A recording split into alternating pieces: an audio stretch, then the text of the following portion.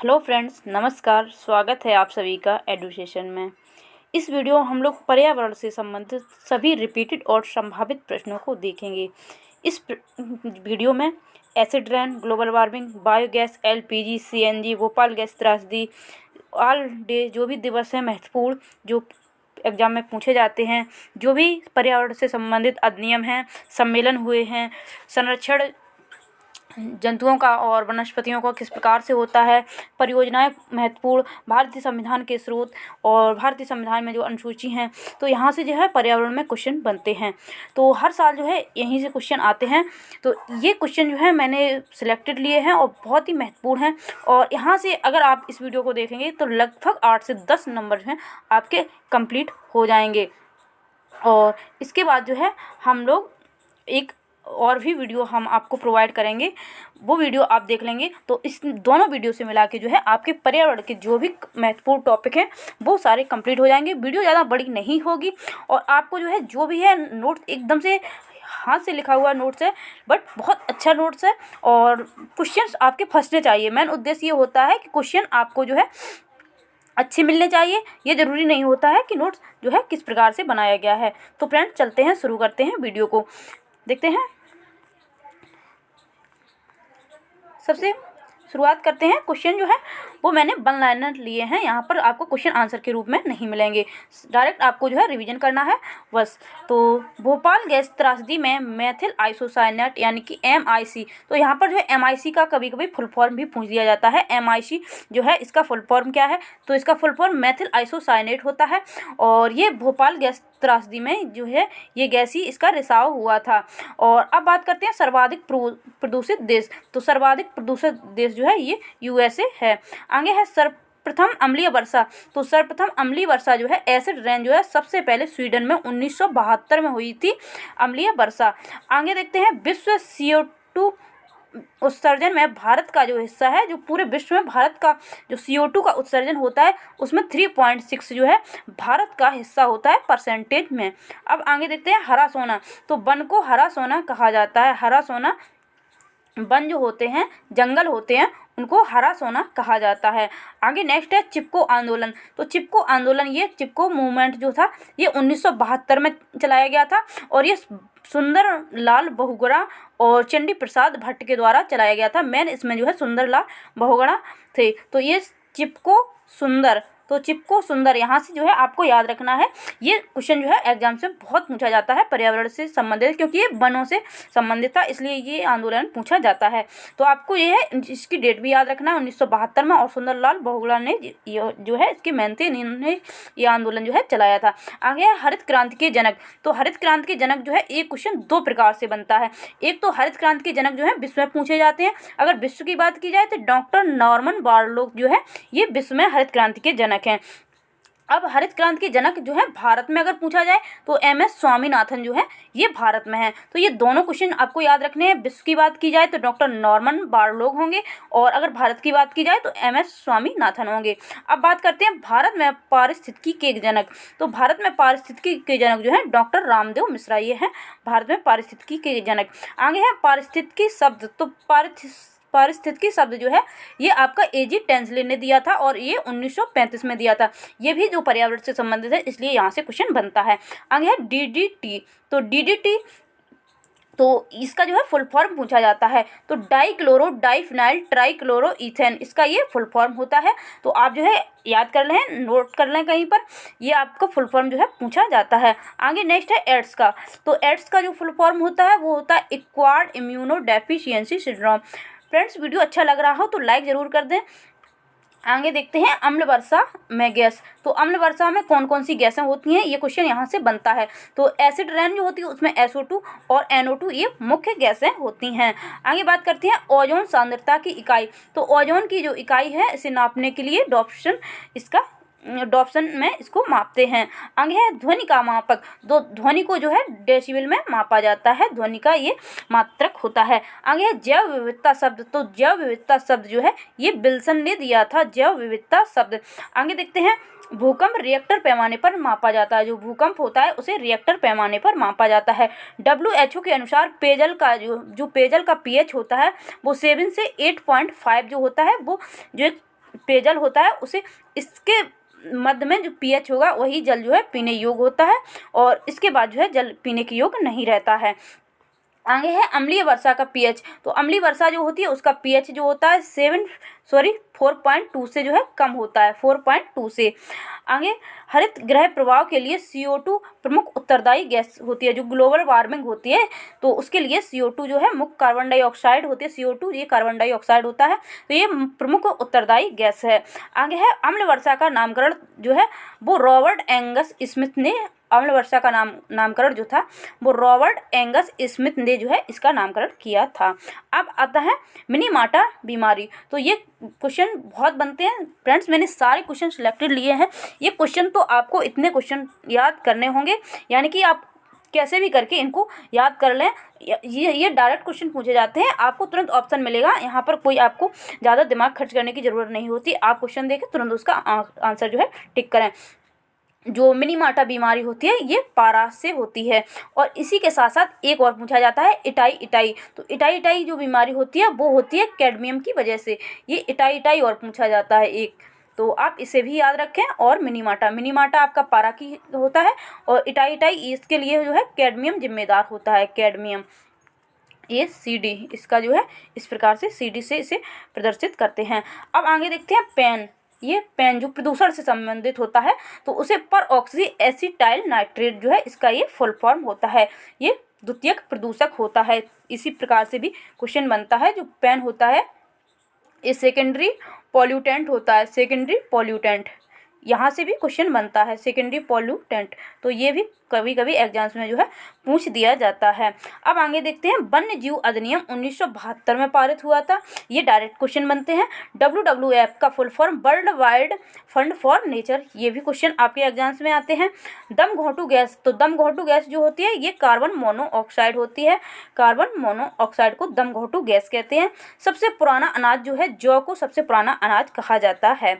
अब आगे है ग्रीन हाउस गैसें। तो ग्रीन हाउस गैसें ये आपको गैसें सारी याद होनी चाहिए। ये ऑप्शन में दे देते हैं और पूछ देते हैं इसमें से कौन सी ग्रीन हाउस गैस नहीं है, या फिर पूछ देंगे कौन सी ग्रीन हाउस गैस है। तो आपको गैसें दी जाएंगी, तो ये गैसें आपको याद होनी चाहिए। ये कार्बन डाइऑक्साइड है, ये methane CH4, N2O nitrogen oxide, हाइड्रोफ्लोरोकार्बन्स और HF6 और क्लोरोफ्लोरोकार्बन CFC। तो इस प्रकार से ये आपकी हो गई जो है ग्रीन हाउस गैसें, ग्लोबल वार्मिंग गैसेस। तो ये गैसें जो है आपको कहीं नोट कर लेनी है या आपको अच्छे से याद कर लेनी है। यहाँ से क्वेश्चन जो है बनता ही बनता है। अब आगे बात करते हैं बायोगैस की। तो बायोगैस में जो है बायोगैस में मीथेन होता है, ये कार्बन डाइऑक्साइड होता है, नाइट्रोजन H2S और O2। तो इनकी जो प्रतिशतता होती है वो इस प्रकार से होती है।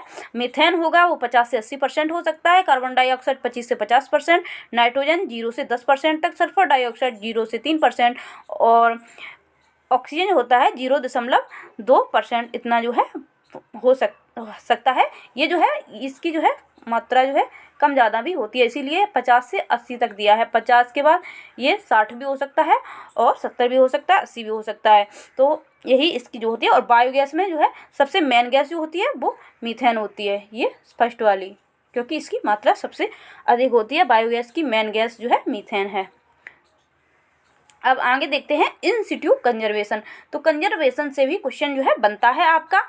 तो इन सिटू कंजर्वेशन का मतलब होता है इन माने इन सिटू का होता है जहाँ पर भी जो है जो भी चीज़ जहाँ पर है उसका वही नेचुरल हैबिटेट में जो है जो भी उसका नेचुरल हैबिटेट है वहीं पर उसका संरक्षण करना। इन सिटू, इन माने में होता है, जैसे इन माने में, और सिटू कंजर्वेशन मतलब जहाँ पर है वहीं में नेचुरल हैबिटेट में जो है उसका कंजर्वेशन करना। एक नॉर्मल तरीके से हम आपको समझाने की कोशिश कर रहे हैं, तो आप जो है इस प्रकार से समझ सकते हैं। इन सिटू अगर आपको लिखा मिल रहा है तो आप उसका नेचुरल हैबिटेट में कंजर्वेशन, और नेचुरल हैबिटेट में कंजर्वेशन वही होता है जैसे कि जंगल में यदि कोई भी जानवर रह रहे हैं तो उनका जंगल में ही यानी कि उसको जगह को संरक्षित करके जो है उनका कंजर्वेशन किया जाता है।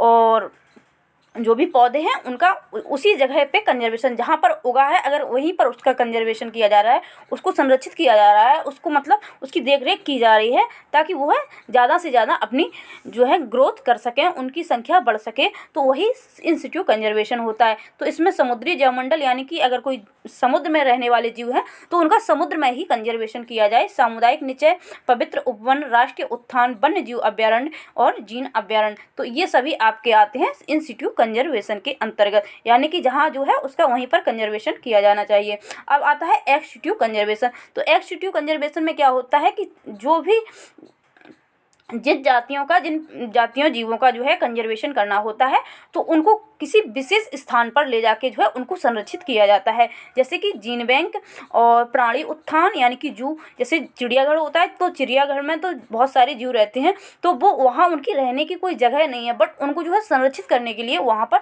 रखा जाता है। बल्कि जो है जैसे शेर है, चीता है और भी जो भी उल्लू जो भी वहाँ पर रखे गए हैं, बंदर रखे गए हैं, तो जू में उनको कोई संरक्षित करने की जगह नहीं होती है। उनका मेन अगर हैबिटेट देखा जाए तो इन लोगों को जंगल में ही अच्छा लगता है, वो तो उनकी मजबूरी हो जाती है यहाँ पर रहने की। जू में जो भी रहते हैं जानवर तो वो वहाँ पर कैद करके रखे जाते हैं, उनको कंजर्वेशन तो किया जाता है बट उनको एक जो है बाउंड्री होती है वो उनको क्रॉस नहीं करने दी जाती है, तो वहाँ पर उनको रखा जाता है। बट उनका जो नेचुरल हैबिटेट होता है वो उनका जो है जंगल ही होता है, वहीं पर वो जो है अपने आप को सबसे अच्छा मतलब रहने में फील करते हैं, बट यहाँ पर उनको रखा जाता है। तो ये एक्सटीट्यू हो गया। एक्स मीन्स आप समझेंगे कि किसी जगह से अलग करके हटा के जो चीज़ की जाती है वो एक्सटीट्यू कंजर्वेशन में आती है। अब बात करते हैं BSI। तो यहाँ पर कुछ फुल फॉर्म मैंने दिए हैं। तो BSI का होता है बोटेनिकल सर्वे ऑफ इंडिया, इसकी जो स्थापना है 1890 में हुई थी। ZSI तो ये है जूलॉजिकल सर्वे ऑफ इंडिया, इसकी स्थापना जो है 1916 में की गई थी। आगे है रामसर संधि, तो ये 1971 में आई थी। और इंडियन गैंडा विजन जो है ये आपका 2020 में संपन्न हुआ है, लागू हुआ है। आगे हाथी परियोजना। हाथी परियोजना जो है 1992 में लागू हुई है। बाघ परियोजना जो है 1953 में हुई है, बाघ परियोजना। आगे बात करते हैं हाथी को राष्ट्रीय पशु विरासत अक्टूबर 2010 को घोषित किया था। तो जो हाथी है वो राष्ट्रीय पशु विरासत में है, राष्ट्रीय पशु विरासत है, तो ये अक्टूबर 2010 में जो है इसमें घोषित किया गया था। आगे है पर्यावरण सुरक्षा अधिनियम, ये आपका 1972 में आया था पर्यावरण सुरक्षा अधिनियम। नेक्स्ट है संयुक्त राष्ट्र जैव विविधता दशक, ये यहाँ दिवस हो गया था, सॉरी गलती हो गई थी, तो यहाँ पर ये दशक है। तो ये 2011 से लेके जो है 2020 को ये दशक मनाया गया है, संयुक्त राष्ट्र जैव विविधता का दशक मनाया गया है। आगे है स्वर्ग का पक्षी। तो स्वर्ग का पक्षी जो है हॉर्नबिल पक्षी को स्वर्ग का पक्षी कहा जाता है। आगे अंतर्राष्ट्रीय जैव कार्यक्रम की स्थापना, तो ये आपकी 1963 में की गई थी। आगे है भारत में विश्व की 7 से 8% जो है जैव विविधता पाई जाती है। आगे है राष्ट्रीय वन आयोग का गठन जो है ये 2003 में किया गया। आगे है वन संरक्षण अधिनियम। तो वन संरक्षण अधिनियम जो है ये आपका जो है 1980 के तहत आया है वन संरक्षण अधिनियम। नेक्स्ट है इटाई रोग। तो इटाई रोग जो है ये आपका कैडमियम से होता है, कैडमियम से। आगे है मीथेन मिलोविनेमिया रोग, तो ये आपका नाइट्रेट से होता है। और आगे है दुनिया का कार्बन निगेटिव देश, तो है दुनिया का कार्बन निगेटिव देश है ये आपका भूटान है। कल्प वृक्ष जो है नारियल को कल्प वृक्ष कहते हैं। और हंगुल परियोजना जी है आपकी 1970 में आई हुई है। भारत में प्रथम जैविक राज्य की बात की जाए तो ये आपका सिक्किम जो है वो भारत में प्रथम जैविक राज्य है। फ्रेंड्स ये सारे क्वेश्चन जो है आपके एग्जाम में डायरेक्टली पूछे जाते हैं, यहाँ से क्वेश्चन हर साल बनते हैं और ये वीडियो आपको जो है पूरा ज़रूर देखना है ताकि जो है आप अच्छे से अच्छे नंबर प्राप्त कर सकें। अब आगे बात जो भी महत्वपूर्ण दिवस हैं तो उन्हीं को देखेंगे, सारे दिवस नहीं देखेंगे। यहाँ आपका जो है एक मास्टर वीडियो चल रहा है और ये आपको जो है कम समय में ज़्यादा से ज़्यादा मार्क्स पाने के लिए, तो यहाँ पर जो है आपको बहुत सारी चीज़ें नहीं पढ़नी है, सिर्फ वही चीज़ें हैं जो एग्ज़ाम में बार बार आती हैं। तो जो भी महत्वपूर्ण दिवस हैं उनको देख लेते हैं। विश्व जल दिवस, तो विश्व जल दिवस जो है आपका 22 मार्च को मनाया जाता है। अंतर्राष्ट्रीय वन दिवस, ये आपका जो है 21 मार्च को मनाया जाता है, अंतर्राष्ट्रीय वन दिवस।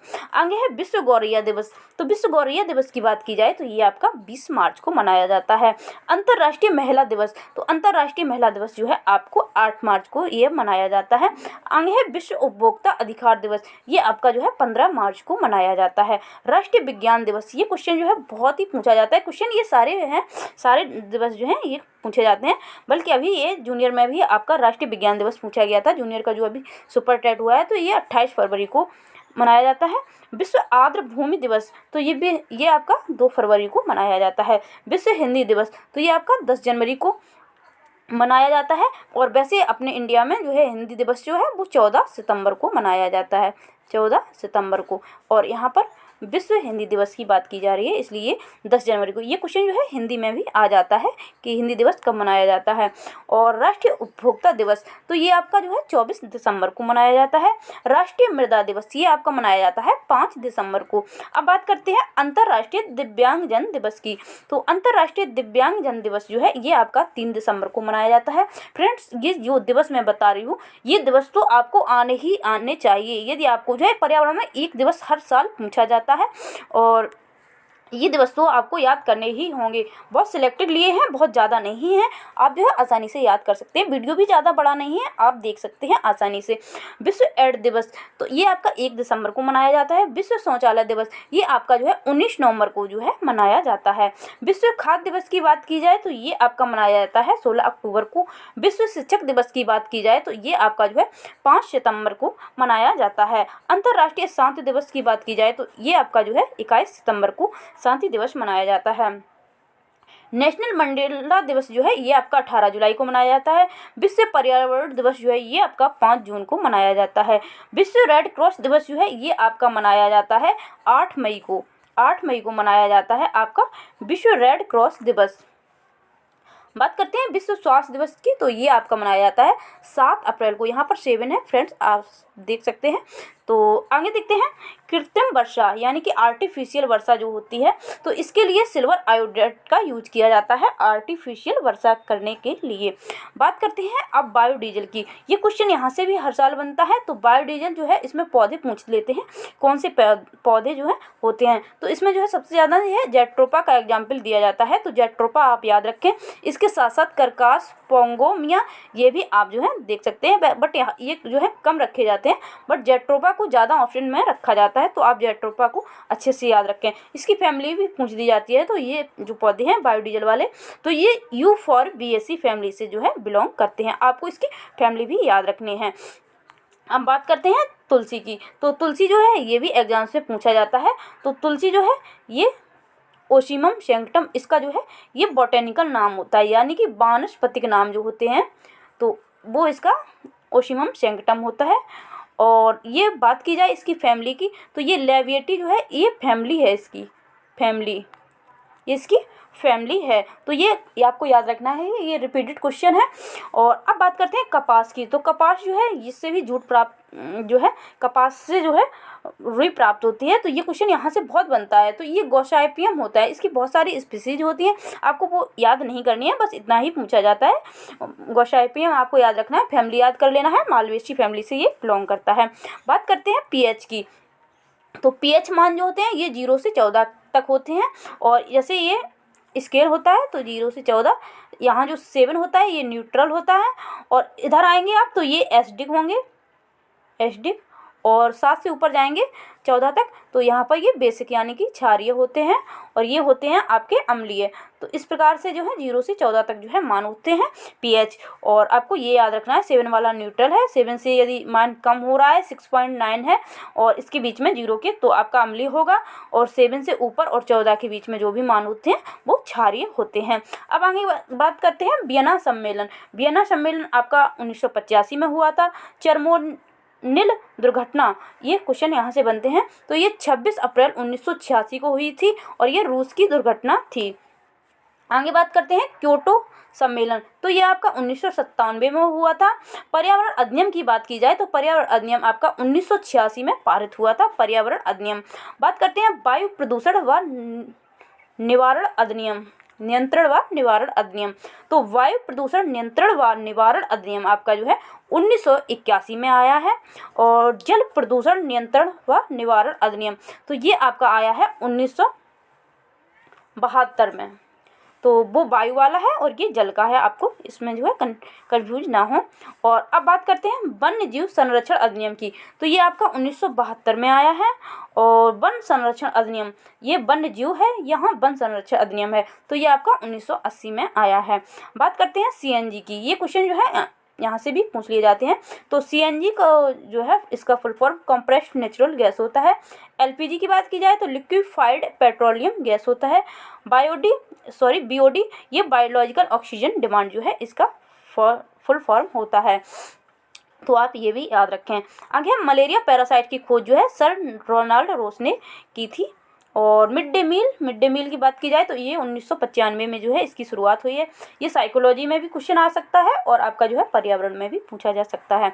निःशुल्क एवं अनिवार्य शिक्षा की बात की जाए तो ये 2009 से शुरू हुआ है। सर्व शिक्षा अभियान की बात की जाए तो ये 2002 से 2001 से शुरू हुआ है।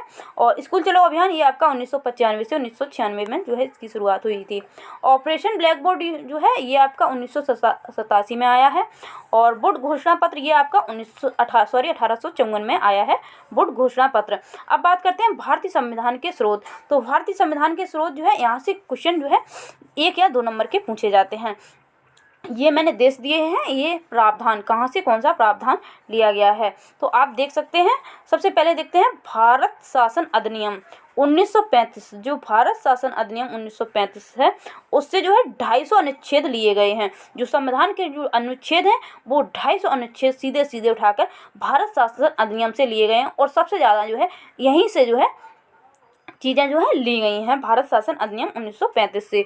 तो इसमें जो है न्यायपालिका CAG 148 लोक सेवा आयोग जो है ये भारत शासन अधिनियम 1935 से लिए गए हैं। बात करते हैं विधि का निर्माण या शासन। तो विधि का निर्माण या शासन जो है ये आपका ब्रिटेन से लिया गया है। और मूल अधिकार महाभियोग तो ये आपका जो है USA यानी कि संयुक्त राज्य अमेरिका से है। संघात्मक विशेषताएं, संघात्मक यानी कि ये विशेषताएं जो है आपकी कनाडा से हैं। नीति निर्देशक तत्व ये आपके जो है आयरलैंड से लिए गए हैं। और बात करते हैं संविधान संशोधन की। तो संविधान संशोधन आपका दक्षिण अफ्रीका से लिया गया है और ये अनुच्छेद 368 के तहत संविधान में संशोधन किया जाता है। अब बात करते हैं समानता, स्वतंत्रता, बंधुता और गणतंत्र। तो ये शब्द जो है आपके फ्रांस से लिए गए हैं। समवर्ती सूची की बात की जाए तो समवर्ती सूची आपकी जो है ऑस्ट्रेलिया से ली गई है। आपात उपबंध की बात की जाए तो आपात जो है ये जर्मनी, मनी की कमी से जो है आपात हो जाता है, तो यह आपात उपबंध आप जर्मनी याद रख सकते हैं। मौलिक कर्तव्य की बात की जाए तो ये आपके जो है रूस से लिए गए हैं। अब देखते हैं अनुसूची। तो अनुसूची भी यहाँ से भी आपका एक क्वेश्चन हर बार जो है आपका यूपी टेट में पर्यावरण में बनता है। बात अनुसूची की जाए तो मूल संविधान में जो है 8 अनुसूची थी और अब प्रेजेंट टाइम में जो है 12 अनुसूची हैं। ये भी क्वेश्चन एग्जाम में बनता है, आप यहाँ से भी याद रखें। अब बात करते हैं कौन सी अनुसूची में क्या प्रावधान है। तो यहाँ पर मैंने बहुत ज़्यादा बड़ा नहीं लिखा है कि पहली अनुसूची, सिर्फ पॉइंट डाल दिए हैं 1 2। यहाँ पर ये 1 और 2 ऐसे आप इनको अनुसूची समझेंगे। तो ये इधर इनके प्रावधान दिए गए हैं। तो ये है पहली अनुसूची। तो पहली अनुसूची में 29 राज्यों और 7 केंद्र शासित प्रदेशों का जो है उल्लेख किया गया है आपकी पहली अनुसूची में। बात करते हैं दूसरी अनुसूची की। तो इसमें जो है पदाधिकारियों के वेतन और भत्ते जो हैं ये दूसरी अनुसूची में आते हैं। बात करते हैं तीसरी अनुसूची की। तो इसमें जो है पद ग्रहण के समय ली जाने वाली शपथ का उल्लेख जो है आपकी तीसरी अनुसूची में किया गया है। बात करते हैं चौथी अनुसूची का। तो इसमें राज्यों का राज्यसभा में प्रतिनिधित्व इसमें जो है इसका प्रावधान है। बात करते हैं 5वीं अनुसूची की। तो है अनुसूचित क्षेत्रों व जनजातियों का उल्लेख है। 6वीं अनुसूची में असम, मेघालय, त्रिपुरा, मिजोरम की जनजाति का उल्लेख है। यहाँ पर जो है आपको ये राज्य याद रखने हैं क्योंकि ये राज्य जो है अच्छे से याद रखना है। यहाँ पर जो है कन्फ्यूजन के लिए एक दूसरा राज्य दे देते हैं और पूछ देते हैं किस में कौन सा जो है राज्य इसमें शामिल नहीं है 6वीं अनुसूची में। तो आपको याद रखना है असम, मेघालय, त्रिपुरा, मिजोरम। अब आगे देखते हैं 7 वाली अनुसूची। तो यहाँ पर ये अनुसूची भी काफ़ी ज़्यादा महत्वपूर्ण हो जाती है।